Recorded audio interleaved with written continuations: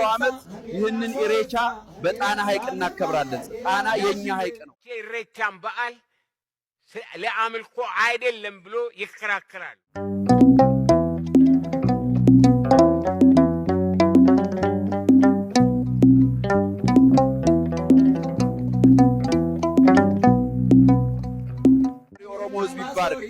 የሚቀጥለው ዓመት ይህንን ኢሬቻ በጣና ሐይቅ እናከብራለን። ጣና የኛ ሐይቅ ነው።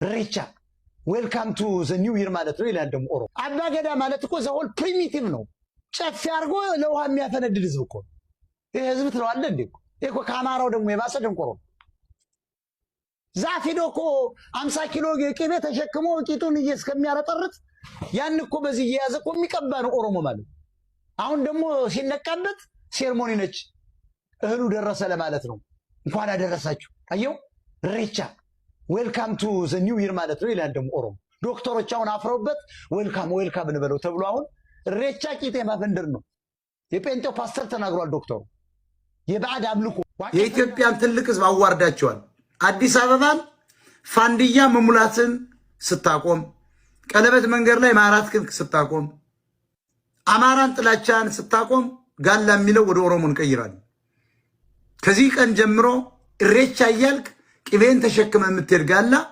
ጋላና ይሄን አናቆም ካላችሁ ጋላዎች ናቸው ኦሮሞና ጋላን ቀይ እኔ ክፈሉ ብያለሁ ኦሮሞ በጣም ቅዱስ ነው ባይዘው ጋሎች ነው እያስቸገሩ ነው ያለው ኦሮሞ ኢትዮጵያዊ ነው ኦሮሞ ቆንጆ ነው ኦሮሞ ክርስቲያን ነው ኦሮሞ እስላም ነው ኦሮሞ ምናምን የተማረ ነው ኦሮሞ አገር ይሰራ ጋላ ግን አስቸግሮናል አዲስ አበባን በአህያ ፋንዲያ የሚሞላ ዛፍን ቅቤን ቀብቶ አንጥሮ እንደመብላት የሚቀባ አማራ ጠል ጨፍጭፈው ግደለው የሚል የትግሬ ቅጥረኛ ጋላ ይባላል ኦሮሞ የሚባለው ደግሞ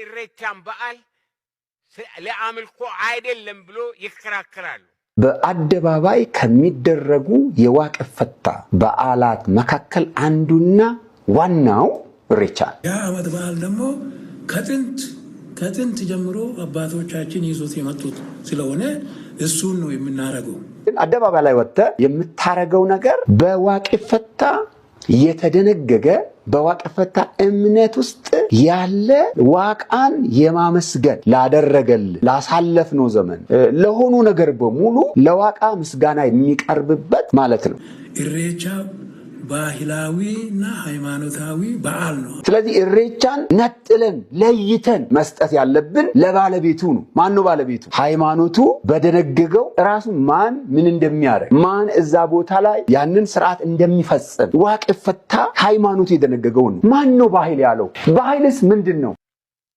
ለአምልኮ ካልሆነ ቅቤ ተቀብተው ጨሌያቸውን አንግተው የምሰዋ እንስሳ ይዞ በአንድ ላይ የምለምነው ምንድነው? ኢሬቻ ግን ሃይማኖታዊ ክብረ በዓል ነው። ገና የክርስትና ሃይማኖት ተከታዮች አንድ በዓል ነው። አረፋ የሙስሊም የእስልምና ሃይማኖት ተከታዮች አንድ በዓል ነው። ኢሬቻ ደግሞ የዋቄፈና የእምነት ተከታዮች አንድ ዓመት በዓል ነው። ምሳሌ ትንሳኤን ውሰድ ወይም ክርስማስን ውሰድ። ክርስቲያን ያልሆነ ሰው ዝም ብሎ ሊያከብረው ያንን በዓል ግን የሚሳተፍ ሰው ክርስቲያን የሆነ ብቻ ነው። ክርስቲያኑ ሙስሊሙ በቂ ቦታ አለው፣ የራሱ ቦታ አለው፣ እናከብርለታለን። እዛም በላይ የዋቄ ፈታው እጅግ በጣም አባብና ለማህበረሰቡ ለኦሮሞ ማህበረሰብ ከኦሮሞ ማህበረሰብ መካከልም ለዋቄ ፈታዎች ብቻ ይህን ከልጅነቴ ጀምሬ በአይኔ ስላየሁት ማንም ሌላ ሊክደኝ ወይም ሊያሳምነኝ አይችልም። ያንን ጥንታዊነቱን ባህላዊነቱን እንዳያዛባ የሌሎች ሃይማኖቶች እምነቶች እዛ እንዳያካሂድ ብለን ነው መግለጫ። መረጃ በኢሬቻ ዋዜማ ቀን ለሁሉም የማህበረሰብ ክፍል የተነገረ አንድ መግለጫ አለ። የኢሬቻ ሆራ ፊንፊኔ በዓልን ምክንያት በማድረግ ከመስከረም 23 ቀን 2018 ዓ.ም ከቀኑ 6 ሰዓት ጀምሮ የፕሮግራሙ እስከሚጠናቀቅ ድረስ ለተሽከርካሪ ዝግ የሆኑ መንገዶች ይፋ ተደርጓል። አንደኛ ከሜክሲኮ አደባባይ ወደ መስቀል አደባባይ የሚወስደው ዋና መስመር፣ ሁለተኛ ከወሎ ሰፈር ወደ መስቀል አደባባይ የሚወስደው መንገድ፣ ሶስተኛ ከቄራ ወደ ሜክሲኮ የሚወስደው መንገድ እና አራተኛ ከብሔራዊ ቤተ መንግስት ወደ መስቀል አደባባይ የሚወስደው መንገድ። የድሮ ኢሬቻና የዛሬ ኢሬቻ የተለያዩ መሆናቸውን አልሰማሁም። ማንም ካሁን አንተ ለምሰማ የድሮ ሰይጣንና የዛሬ ሰይጣን አንድ ነው። ድሮም የሚያወናብድ ሰይጣን ነው፣ ዛሬም ያወናብዳል። አንድ ነው። ሁለት አይነት ሰይጣን የለም። መልኩን ቀይሮ ሰዎችን ህይወታቸውን ሊያወናብድ የሚነሳ ሊኖር ይችላል እና ስለዚህ የእግዚአብሔር ሰዎች አገልጋዮች በተለይ ይህንን ህዝብ ከጨለማ ታወጡ ዘንድ የተጠራችሁ ለራሳችሁ በጨለማ ተይዛችሁ በጨለማ ታስራችሁ በውስጣችሁ ሰላም የሌለ እናንተ ጌታ እግዚአብሔር ይቅር ይበላችሁ። ወደ ጌታ ቅረቡ። ጌታ ኢየሱስን እወቁት። ውደዱት፣ ይወዳችኋል። ውደዱት፣ ይወዳችኋል። እኔና እናንተ በአስተሳሰብ በአካሄድ በሁሉ ነገር ጌታን መምሰል አለብን። ጌታን መምሰል አለብን። የእግዚአብሔር ቃል ይሄ የሮሜ መጽሐፍ ወጥቶ በጣም አስደናቂ መጽሐፍ ምን ያህል መስራች ሮሜ ምዕራፍ 12 ቁጥር 1 እንግዲህ ወንድሞች ሆይ ሰውነታችሁን እግዚአብሔርን ደስ የሚያሰኝና ሕያው ቅዱስ መስዋዕት አድርጋችሁ ታቀርቡ ዘንድ በእግዚአብሔር ላይ ይለምናችኋል። ምንድን ነው የምጠይቀው? ምንድን ነው የምለው? ይሄ ቃል ሰውነታችሁ